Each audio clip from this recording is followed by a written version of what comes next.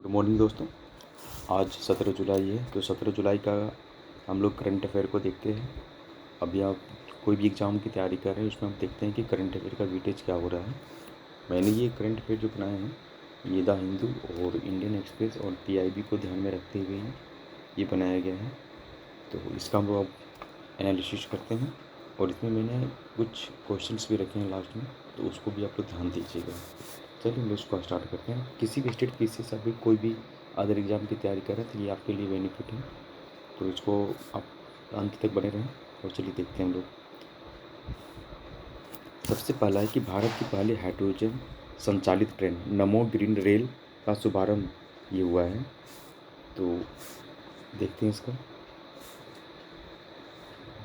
प्रधानमंत्री नरेंद्र मोदी ने हरियाणा के कहाँ से, ये याद रखना आपको, हरियाणा के जिंद और सोनीपत के बीच भारत की पहली हाइड्रोजन ईंधन से आधारित ट्रेन नमो ग्रीन रेल को हरी झंडी दिखाई। यह ट्रेन पूरी तरह से स्वदेशी तकनीक, ये इम्पोर्टेंट है, स्वदेशी तकनीक पर आधारित है, जो पूरी तरह से शून्य कार्बन उत्सर्जन के साथ चलती है।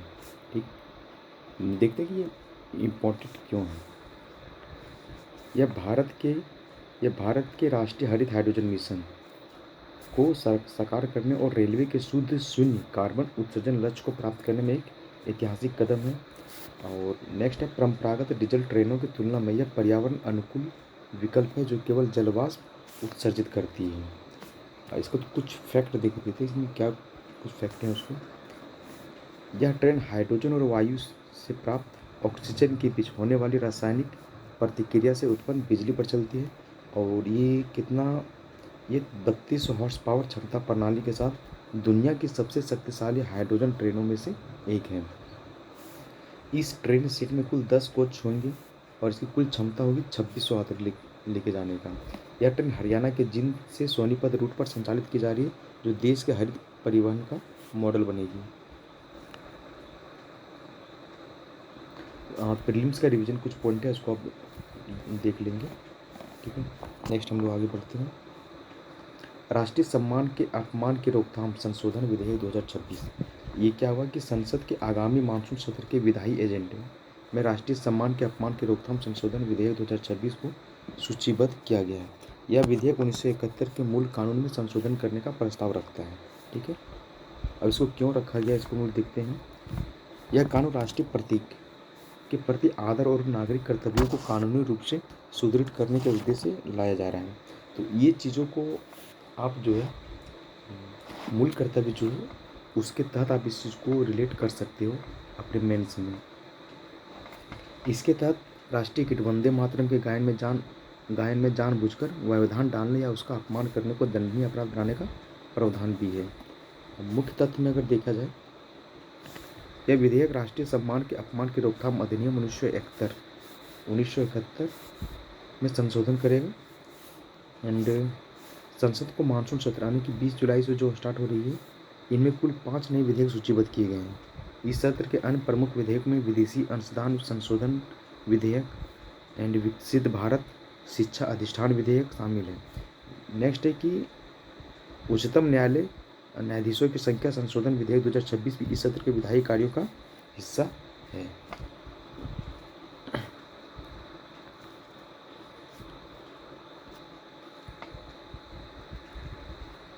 नेक्स्ट देखते हैं।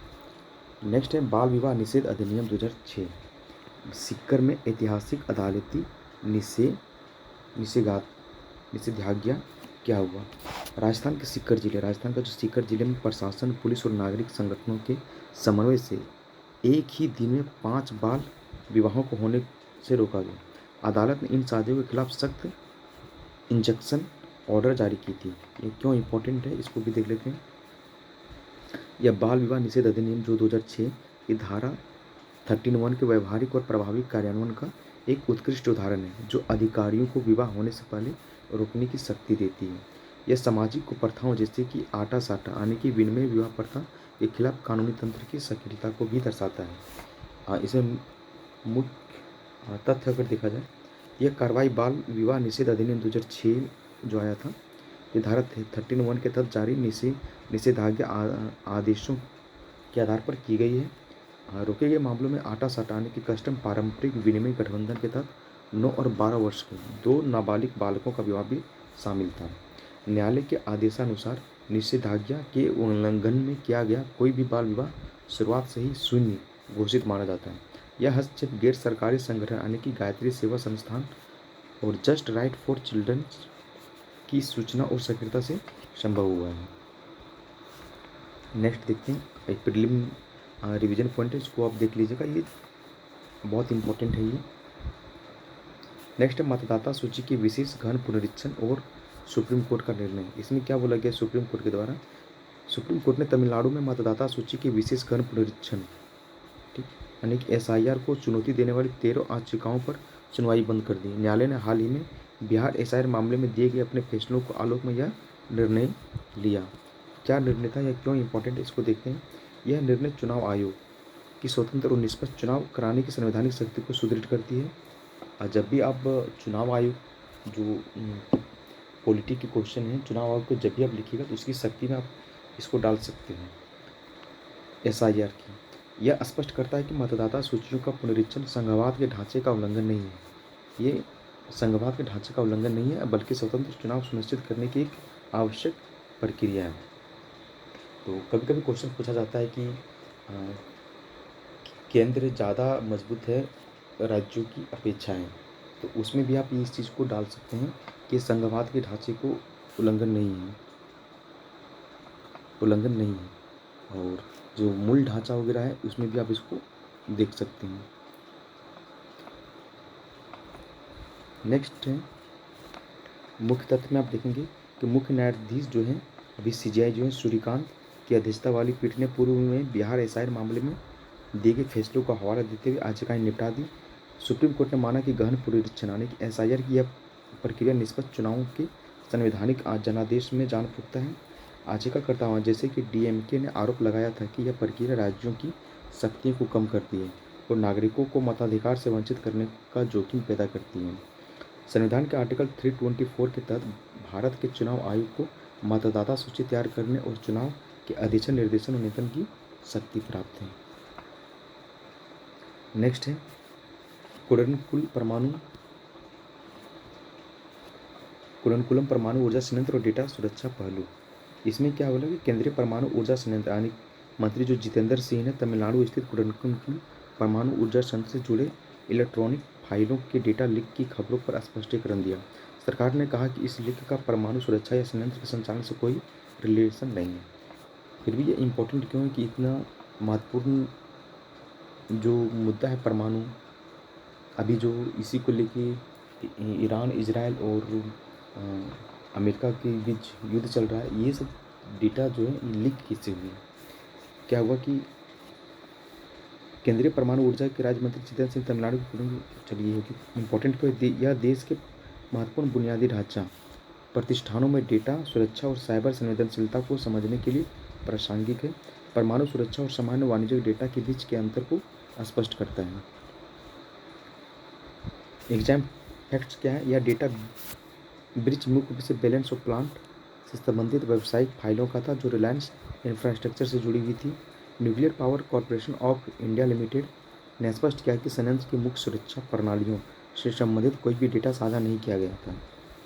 देखो, कुडनकुलम परमाणु ऊर्जा संयंत्र तमिलनाडु के तिरुनेलवेली जिले में स्थित है और यह भारत का सबसे बड़ा परमाणु ऊर्जा संयंत्र है। ये क्वेश्चन पूछता भी है कि भारत का सबसे बड़ा परमाणु ऊर्जा संयंत्र कौन सा है, तो आप ध्यान रखिए ये कुडनकुल परमाणु ऊर्जा संयंत्र, और ये भी ध्यान रखिए कहाँ पे था, तमिलनाडु को तिरुनेलवेली जिले में स्थित है।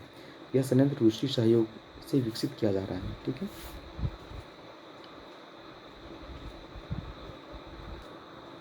नेक्स्ट देखते हैं कि इसरो द्वारा प्रमुख मिशनों से वैज्ञानिकों के पलायन को रोकने हेतु दिशा निर्देश।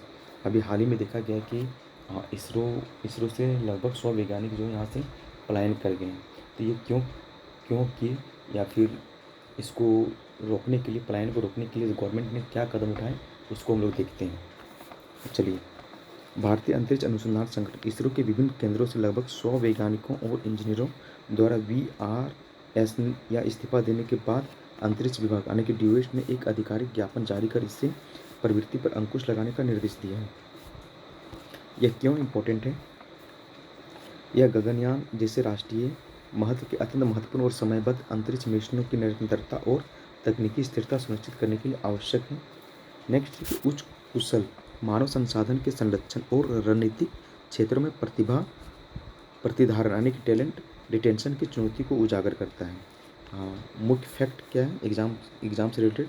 अंतरिक्ष विभाग द्वारा जारी ज्ञापन के अनुसार गगनयान और अन्य महत्वपूर्ण परियोजनाओं से जुड़े ग्रुप ए के वैज्ञानिकों तकनीकी कर्मियों की स्वैच्छिक सेवानिवृत्ति और इस्तीफे के आवेदनों को वर्तमान में स्वीकार नहीं करने को कहा गया।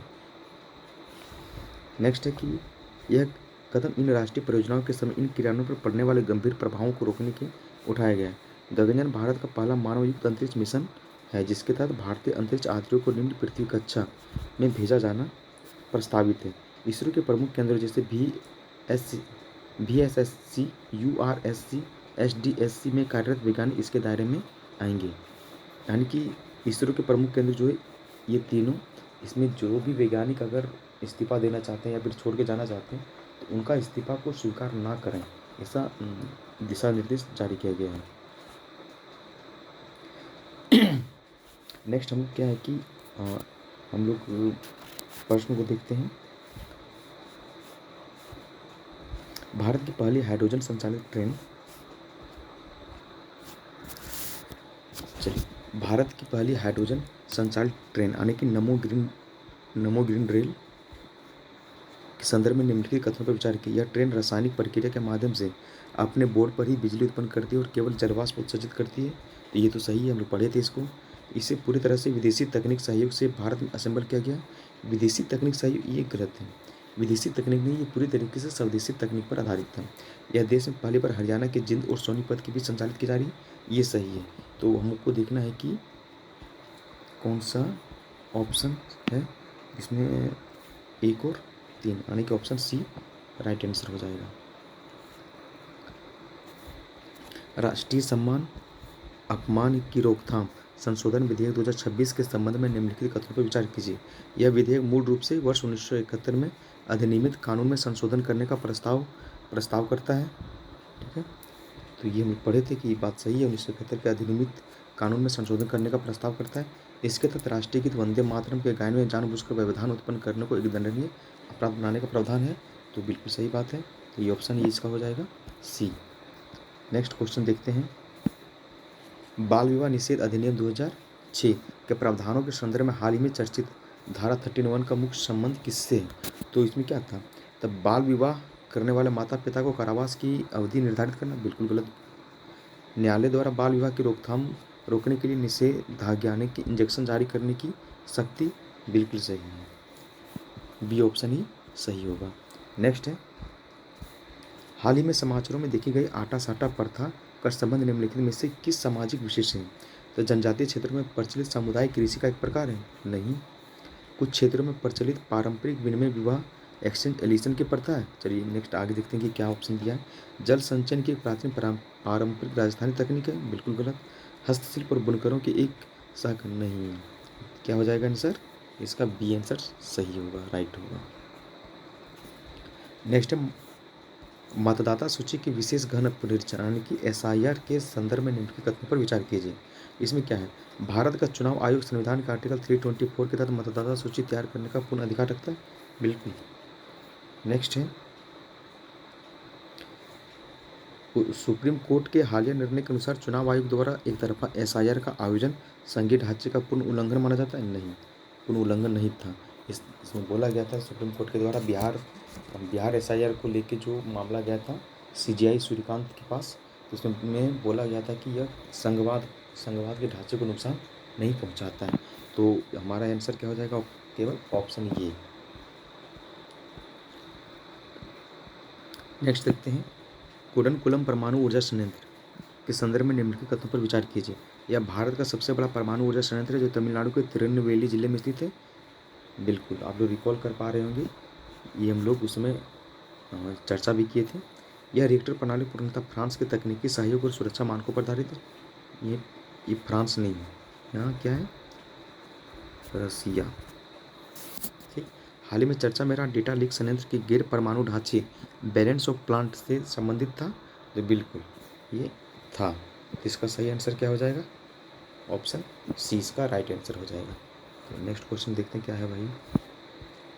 अंतरिक्ष विभाग यानी कि डीओएस द्वारा हाल ही में वैज्ञानिकों की इस्तीफे और स्वैच्छिक सेवानिवृत्ति पर रोक लगाने के निर्णय का मुख्य उद्देश्य क्या था? इसरो के निजीकरण सुनिश्चित करना? नहीं जी। गगनयान जैसे अत्यंत महत्वपूर्ण राष्ट्रीय मिशनों के समयबद्ध क्रियान्वयन को बाधाओं से बचाना? ये बिल्कुल सही है। ठीक है, तो हम लोग का बी ऑप्शन ही सही हो जाएगा। नेक्स्ट है, गगनयान मिशन के संबंध में निम्नलिखित कथनों में कौन सा कथन सही है? इस चंद्रमा के दक्षिणी ध्रुव पर रोवर उतारने का भारत का दूसरा मिशन है? जी नहीं। यह निम्न पृथ्वी कक्षा के लिए भारत का पहला मानवयुक्त अंतरिक्ष उड़ान कार्यक्रम है। जी हाँ, यही आंसर सही होगा। नेक्स्ट देखते हैं, नेक्स्ट क्या है। राष्ट्रीय सम्मान के अपमान की रोकथाम अधिनियम 1971 के तहत निम्नलिखित में से किस प्रतीक का अपमान दंडनीय माना गया है? तो इसमें कौन कौन सा प्रतीक का दंडनीय माना गया? भारतीय राष्ट्रीय ध्वज, हाँ हाँ भाई। भारत का संविधान जी। राष्ट्रीय गान जी। जब आप फंडामेंटल ड्यूटी का देखिएगा तो उसमें जो पहला है, पहला में ये बोला गया है कि भारतीय प्रतीकों का उसकी सुरक्षा करें, उसकी रक्षा करें, उसके लिए आदर रखें।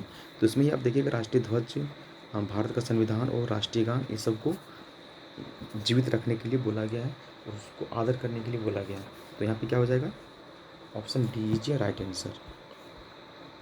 नेक्स्ट है, बाल विवाह निषेध अधिनियम 2006 के अनुसार कोई बाल विवाह अदालत द्वारा जारी निषेधाज्ञा आदेश के उल्लंघन में संपन्न हुआ तो उस विवाह की विधि की स्थिति क्या होगी, है ना?